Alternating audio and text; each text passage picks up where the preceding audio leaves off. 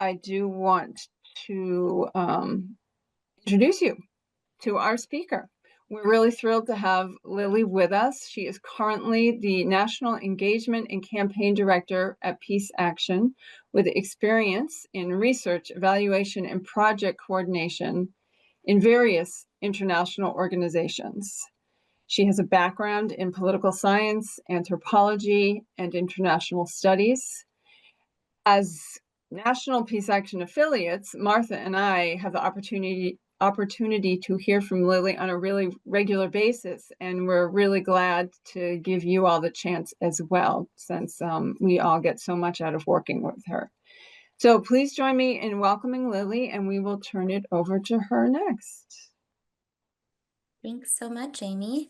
So I'm gonna screen share because this trip definitely featured a lot of photo opportunities. So I just want to get that up for folks as well. Seeing it okay? Looking for a thumbs up. Okay, great. So thank you all for joining this call. I'm honored to be here with you all and share my experiences representing Peace Action at the 80th anniversary commemorations in Japan.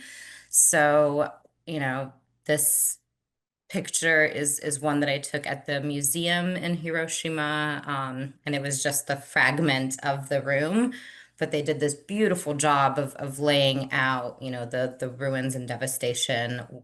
So as you walk in, it's just, right there to remind you the destructive power of what happened and what we've done. And I think, in terms of this trip, one of the things that struck me most from my time in Hiroshima and Nagasaki was the resilience and hope of the Japanese people. From one of the darkest moments in human history, they built back not with anger and a desire for vengeance, but instead with hope and a desire for change. There's really this conviction to ensure that no one else in the world endures what they have survived. Japan obviously is the only country that has borne the unimaginable scars of nuclear violence, used in a war, and yet it's transformed that suffering into an unshakable beacon for peace. For instance, the Japanese people overwhelmingly believe in a nuclear weapons-free world. So the polling is around 75% in support of the United Nations Treaty on Prohibition of Nuclear Weapons. And, I also heard time and again in all the conferences I was in, people speak proudly of the Article 9 in their constitution. So that's their no war clause. It calls for the renunciation of war. And the actual clause itself is aspiring sincerely to an international peace based on justice and order. The Japanese people forever renounce war as a sovereign right of a nation and the threat or use of force as means of settling international disputes. In order to accomplish the aim of the preceding paragraph, land, sea, and air forces, as well as other war potential, will never be maintained. The right of belligerency of the state will not be recognized. And golly, we could all use a bit more of that sort of language in our constitutions, right? And then for reference as well, I've got a map of Japan. And so, like Tokyo is kind of right in the middle area. And, if you look, Hiroshima is here, this area next to Kobe, and Nagasaki is here. So they're more toward the western parts of the country. Okay. So the conference kicked off on August 4th. We met at the Peace Memorial Park for the flower ceremony. We left flowers first on the South Korean Victim Monument. So that's this one with the turtle. And so to honor the South Korean victims. And then we walked to the main memorial and laid flowers there as well. And so you may already be familiar, but the death toll of the bombings was between 140 and 210,000 by the end of 1945. So that includes the ongoing radiation deaths. Estimates are that over 50,000 of those who died in the bombings were Korean, and about 43,000 or so survived the bombings. And there's still about 1,600 surviving Korea Hibakusha today. And in terms of the attacks as well, around 650,000 people survived as official hibakusha, but only about 99,000 of them are still alive today. And just because it wasn't solely Japanese and Koreans, 12 American POWs were also killed, and I'll mention some of the other nationalities later. So, we laid flowers to honor the victims as well as the survivors and their, the horrors that they've had to endure. We had 3 Japanese high school students also join us in the laying of the wreath and everything. And I was really impressed by the number of student groups that were involved in the peace community in Japan. So apparently I found out a lot of the schools in Japan take field trips to Hiroshima and Nagasaki. Although apparently over the past few years, that number is decreasing. So since the pandemic in particular has been trickier to get folks out to that western part of the country, especially the Nagasaki, which is a bit further out from there even. And for the trip as well, a group of South Korean students had flown out from South Korea to join us also. And it seems like they try to annually bring a small to medium large size group of students to the conference also to be involved in the various workshops where Japanese students are also there. After the ceremony, we marched to the stadium. So we did a peace march through the streets of Hiroshima. And I was in the front alongside activists from the Marshall Islands in South Korea who are also present. So that's the other 2 that are with me, as well as the chair of Jin Suiken, the group that I was part of. And it was really strange. So we had like police escorts alongside us that were clearing the streets, and we were marching through the main streets of Hiroshima, including some of the most tourist frequented areas. So there was a lot of, attention that we were drawing to this.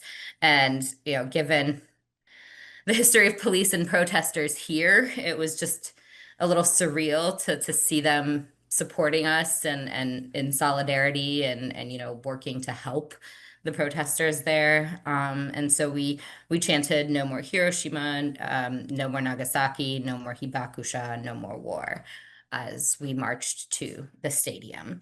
And we had about 2,000 people or so, I think was the estimate, with Jinsuiken chapters from all across the country. So you can kind of see in these photos the various flags representing the different chapters of Jinsuiken through the country and the different unions.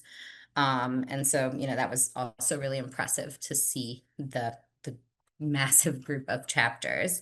And we reached the stadium a little early, so we actually had to wait for another peace group, Jinsuikyo, to clear the venue.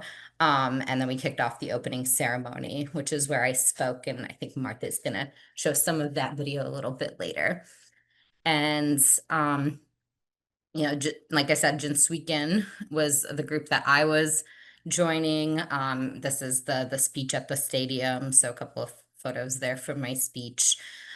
So this group was established in 1965, and it was comprised of a lot of various labor unions, women's organizations, youth organizations, and civil society groups. And they have a chapter in all 47 prefectures in Japan. So, very much widespread throughout the country. It's one of the largest peace groups that they have there. They work in solidarity with the Hibakusha worldwide. So, obviously the Japanese ones, but also folks in the Marshall Islands, South Korea, Netherlands, Kazakhstan, US, and other places where people have been impacted by nuclear weapons and nuclear testing. And after the Fukushima meltdown in 2011, they now hold a conference, an annual conference in Fukushima as well. And one of the things that Jinsweeken also wants, and one area where they actually diverge from Jinsweekio, which is another big peace group there, is that Jinsweeken supports the phasing out of nuclear power, and they believe it should be phased out because of the disastrous consequences that a breakdown could carry. So another area, that they're working on, or one area that they've been working on because of that lately, is around the Fukushima wastewater being released into the Pacific, and obviously just warning against that move and the impacts it could have. And the other big push for them has been to get Japan to ratify the Treaty of Prohibition of Nuclear Weapons, and lead in that effort, lead by example. So on this front, they were really excited about the 2024 Nobel Peace Prize going to Nihon Hidankyo. So that is another peace group in Japan that's primarily hibakusha focused and comprised. And so obviously the survivors, when I say hibakusha, it's the nuclear survivors, telling their stories over and over has helped keep this alive in collective memory. And so seeing that group be rewarded with the Nobel Peace Prize last year has been a great way to raise more awareness, both within the country and nationwide. So after the march, we got into the stadium, and I spoke to the Jinsweeken group, about 2,000 or so people. And, it was really inspiring just seeing those kinds of turnouts, and this is just one of the multiple groups that was hosting events around this. So it was just really inspiring to see that. And then the other big thing was workshops throughout the time that I was there. So I spoke at a workshop alongside Mr. Akiba. It's weird calling him by his first name just because he's a former mayor. So I'm just going to call him Mr. Akiba. And he's the former mayor of Hiroshima right there. And Yoonga Lee from South Korea, the other activist, she's from People's Solidarity for Participatory Democracy, PSPD.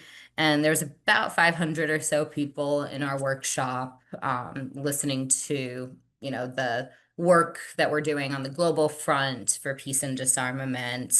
So I spoke about, peace actions, nuclear disarmament work in the US, and the major challenges that we're facing. Mayor Akiba spoke about the need for Japan to ratify the TPNW, and Yoonga spoke about South Korea and the work that they are doing to keep the US nuclear deployments out of their country and things like that. And one scary thing that struck me about her presentation was that South Korea, the support for nuclear deterrence in South Korea has really been growing over the years, and it's about 70% or so, which is really disappointing, and frustrating, because it means that they've got their work cut out for us, or for them. And then another workshop that happened at the same time, so I wasn't able to attend, but obviously I had spoken to the folks from the Marshall Islands and the Netherlands throughout the conference, so I had heard about their experiences. But there was another simultaneous workshop about hibakusha from foreign countries. So Erwin van Hollen from the Netherlands spoke about his father's experience. And then Justin Kaljamor from Radiation Exposure Awareness Crusaders for Humanity, Marshall Islands, spoke about the nuclear testing there. And so one thing I didn't quite realize was that the term hibakusha for the survivors was expanded a bit over the years to encompass victims of nuclear weapons testing worldwide. So there's a group of global hibakusha now in places like Kazakhstan, Russia, Marshall Islands, the US Downwinders in the American West, French Polynesia, and more. And Erwin's father was part of the Dutch Royal Army. So he was in Indonesia, which at the time was part of the Dutch East Indies. And he was in the Royal Army and was a prisoner of war in Nagasaki when the bomb was dropped. And he passed a few years back. So Erwin and his wife Corinne spoke about his experiences at this conference. And it was interesting to find out. So apparently, even though Erwin's father saw the flash when he was in the camp, he wasn't considered official hibakusha because he was beyond a number of kilometers from the hypocenter. So that term is based on which section of the drop you were in. So he saw the flash, but wasn't an official hibakusha. But, again, with this conference, obviously they want to represent these stories. So it wasn't, an issue in that sense. But in terms of like, I guess government labels and recognition, there's some sort of distance that's used with the term. But obviously they're still prioritizing his story. And his father was in Fukuoka 14B was the camp where he was held. And actually 7 Dutch and 1 British POW were killed by the Nagasaki bomb in that camp, but nearly 200 survived. So partly because it was a bit further away, and Erwin's father was one of them. And so he spoke about that. Meanwhile, Justin is from the Marshall Islands.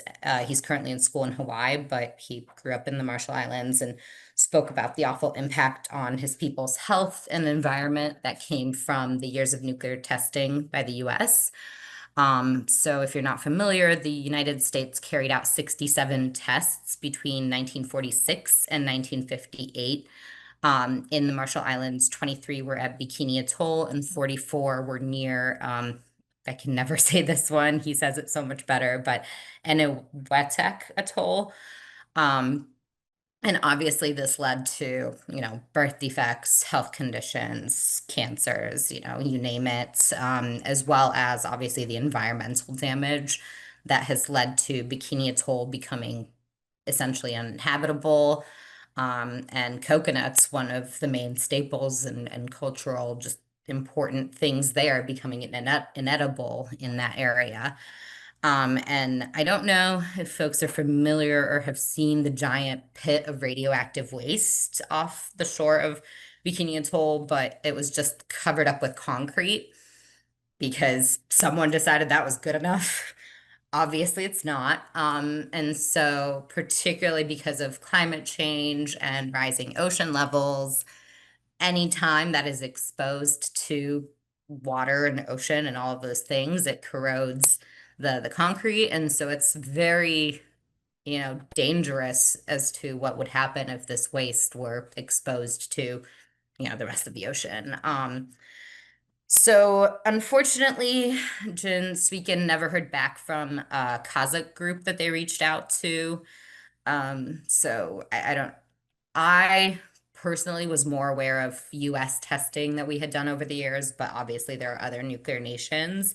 And so I'd never really learned as much about the impact of those until recently. And apparently between 1949 and 1989, so up until the year I was born, the USSR was conducting tests in what is now Kazakhstan. So they did 116 atmospheric above ground tests and 340 underground tests in the Semipalatinsk region of Kazakhstan. And so obviously the people there were hit with equally awful health conditions, environmental destruction, the same kinds of things that Justin spoke about. And like I said, Jen Sweekin had reached out to them, but never heard back. And so we'll see if, ideally in future conferences, they can also be represented. In Russia, so after they stopped the testing in the Kazakhstan area, they continued testing for a few more years in like the Arctic.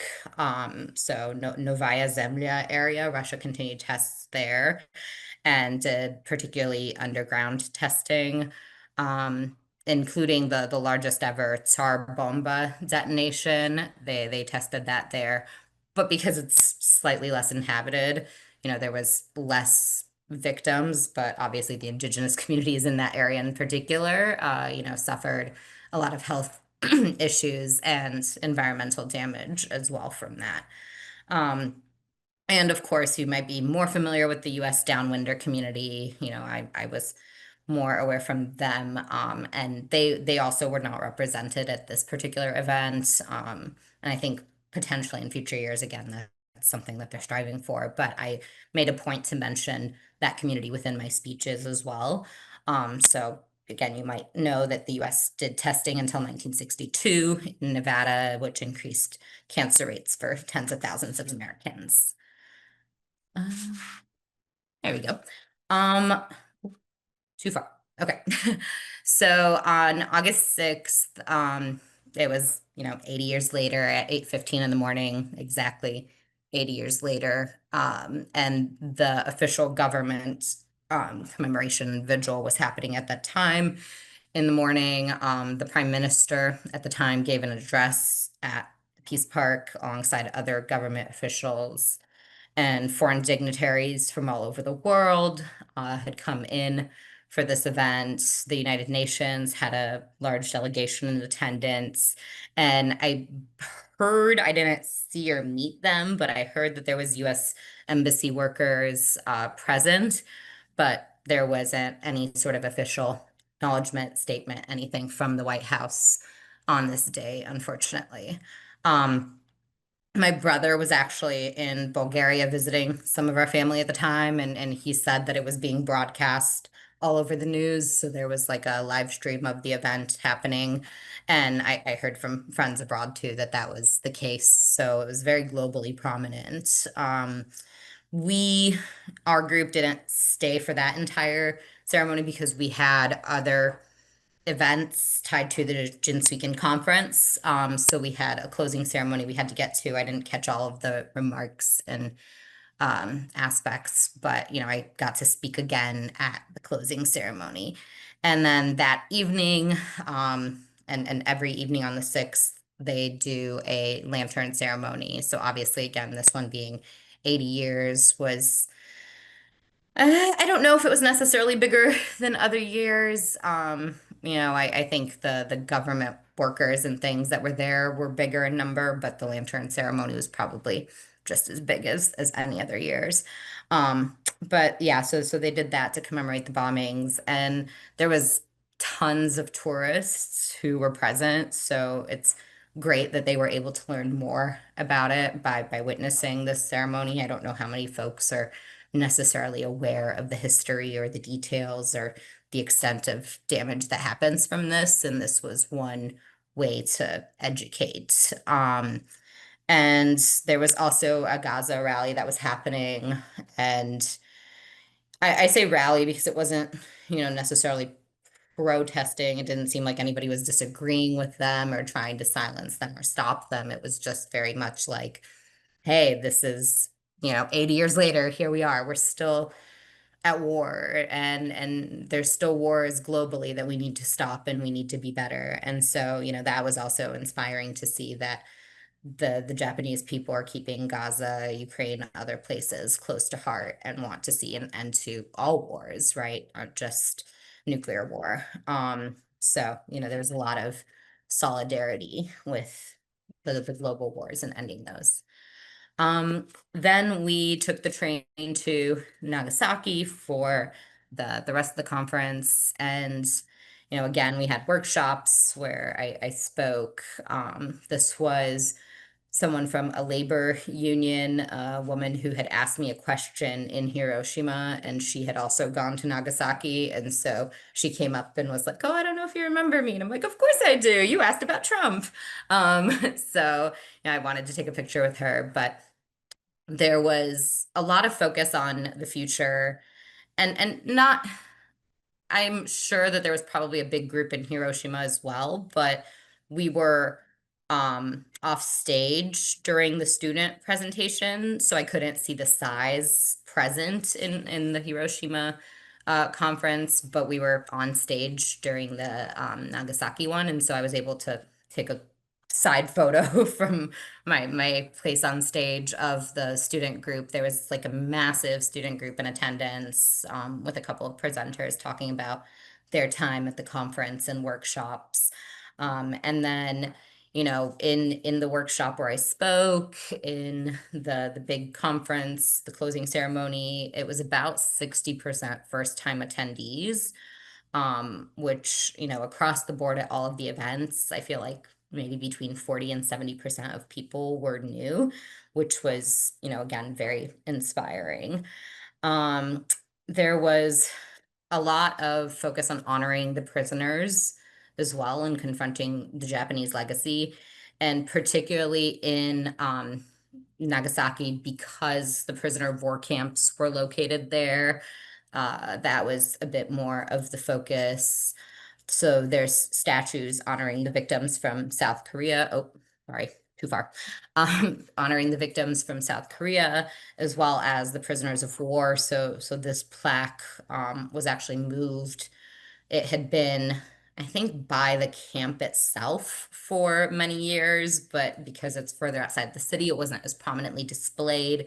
And so this plaque to the prisoner of war victims was moved centrally into the park near the Peace Museum. So, really putting it in a prominent location, incorporating it into the ceremonies. So, Irwin actually attended an unveiling of a plaque at the stadium. So their major football or soccer stadium.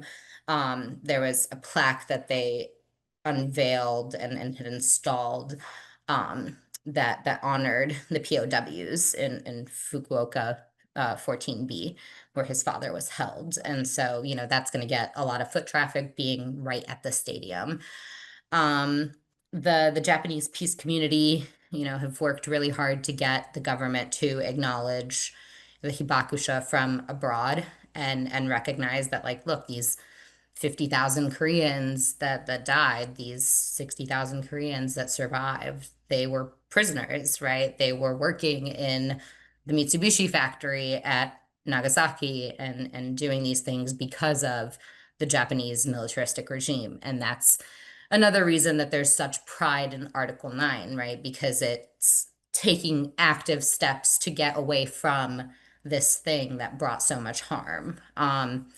And there was a lot of educating about the nuclear legacy as well throughout the conference. But I would say the museums themselves, the peace museums, were a little different from each other. So Nagasaki's museum was a bit more scientifically focused and more interactive in a sense. And so I'd say it was good overall. But also the Hiroshima Museum was much more focused on the victims, and it was done in a very somber, solemn, moving way. And I thought, that was really powerful. But, in Nagasaki, it was a bit of a different feeling. So again, like, you had buildings that were collapsed and iron bars and things in the room that were shown. So it was a bit more immersion, which again just was a different perspective. But I think, one thing that really stuck with me were these particular images of the various tests. So they had the globe, and within it, like, little, I don't know exactly what they were. They were just like hard little balls that were stacked up to represent the number of nuclear tests that had happened. And obviously, over the years, some of them had fallen off. But for the most part, you can see like the US West and all the testing that we did. You can see the tests that Russia did throughout, including in Kazakhstan, the Marshall Islands and the Pacific and the places that we tested, right? And you can see these massive impacts in the circle and the radiation clouds that had spread from those. And so I thought that that was an interesting way to do the museum too. And I think like that will stick with people. And particularly when it came to testing, the museum in Hiroshima sort of just talked about it. And it was very like word heavy, read about the history of testing, versus in Nagasaki, it was like, look at the history of testing. And so I thought that that was really impactful way to represent it. Um, and yeah, so I think the big takeaway, obviously, from the conference was that we really need to make nuclear disarmament urgent again. The nuclear threat has sort of receded from public consciousness since the end of the Cold War, but it's still around us, right? A Hibakusha survivor, Terumi Tanaka, when he was accepting the Peace Prize last year in his speech, reaffirmed that nuclear weapons cannot and must not coexist with humanity. So we have our work cut out for us because the Bulletin of Atomic Scientists doomsday clock is closer to midnight than ever in its history at 89 seconds. We have 13,000 nuclear weapons still in arsenals worldwide and plans in place to spend trillions upgrading them and making them deadlier than ever. President Trump's Golden Dome risks weaponizing space. International treaties and agreements are being abandoned, and deterrence is being glorified by many in power. And the voices of survivors are growing fainter, right? There's about 99,000 hibakusha left, and the average age is now at 86. So we're, sort of facing those last generations when these folks can firsthand tell their stories. But the power of people has always been mightier than the people in power. The UN TPNW serves as a path forward for increasing the global consensus that nuclear weapons must be banned. Grassroots campaigns like Back from the Brink, that I know you are all a part of, are shifting power to local communities when federal action fails. After decades of pressure, we finally saw wins for expanding compensation for Trinity test survivors, downwinders, and Marshall Islanders, which is a much needed acknowledgement of the harm that nuclear testing caused them. From banning nuclear tests to exposing government secrecy on fallout, we've successfully pushed back throughout our history, and we will continue to do so. We owe it to the Hibakusha. We owe it to the Downwinders, Marshall Islanders, and Kazakh communities that were poisoned by testing. And we owe it to every child born into a world still haunted by these weapons. So, for peace, for justice, for the future, let's get to work.